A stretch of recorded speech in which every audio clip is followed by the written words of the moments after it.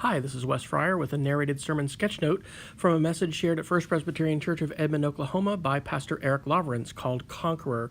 Our sermon was based off of verses from Joshua, talking about when Joshua confronted the commander of heaven's armies. And Eric began by talking about a Christmas miracle and what a miracle is. That it's the Word, Jesus is, of course, the Word made flesh. And Augustine had said miracles are events that contrast with our perception of God's nature and his character, because, of course, God can do anything that he wants to do. When Joshua faced this person, he responded by worshiping. And I had never thought before of this person. I'd heard this story before, actually being Jesus before he was born. So at the time, Jericho was a walled city, of course, with multiple walls. God showed up to answer the prayers of his people, and God hears our cries today. God shows up.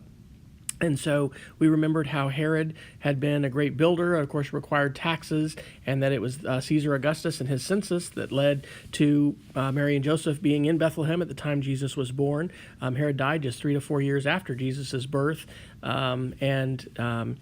the big point here was that Jesus doesn't just show up. He is the commander of heaven's armies, of the angel armies of heaven.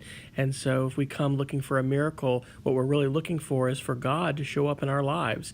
And Eric concluded with a story of a man at Christmas Eve who was watching a young girl holding her candle, and how that candle appeared to go out, but then it continued, and it was a big inspiration to him. In fact, that was somebody who eventually became a pastor. So where do you need God to show up today? Remember that God hears our cries. He comes to deliver us, and he sent his son Jesus to this earth so that we would understand and be able to comprehend in at least a partial way, but a powerful way, the immense love that he has for us, his people.